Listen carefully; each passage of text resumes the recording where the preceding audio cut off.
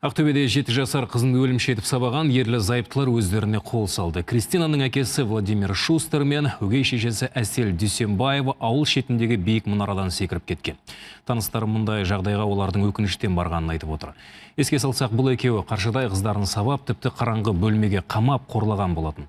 Қазір Кристина ауруханада, ал өгей шешесінің төркіні мұнарадан секіріп өлген екеудің жаназасына дайындалып жатыр. Оқиға болған ауылға мән-жайды білу үшін тілшіміз жаңалға қашып барып келді.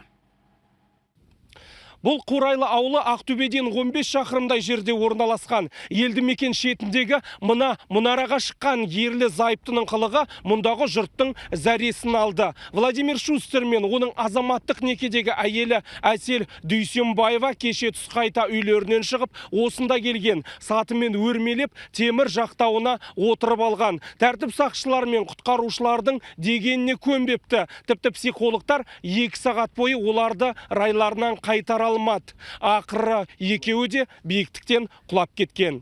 Вова бірінші секірді, сосын артынша Әсел құлады. Мен сол маңға барғанда көп адам жиналып қалған. Марқұм келіншектің анасы да болды. Оларға ақымақ болмай түсіңдер деп айтып жатты.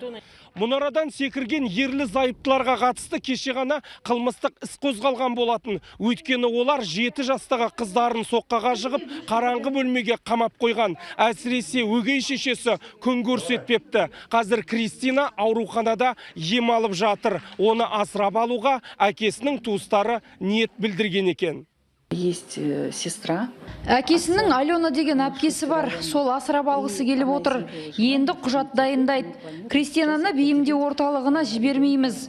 Өзі күйзелісте жүрген қызды туысының бауырына басқаны жөн деп шештік.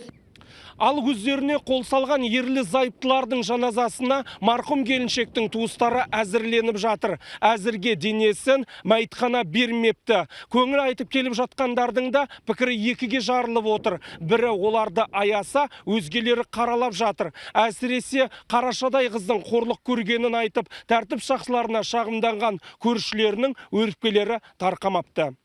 Көршім мен міндет тұрам. Отырға айтып не істейін? Ананың балы қарғысыз жібермейді ғой. Аналарды қарғысыз жібермейді ғой. Баланы ананы сонша марып. Қазір бұл оқиғаға қатысты тәртіп сақшылары тексеру жүргізіп жатыр. Ішкі істер департаменті адамды суицидке итермелеу бабы бойынша қылмыстық іс қозғаған. Жаңалық Ақаш, Мейрамбек Симанов, КТК, Ақтөбеден.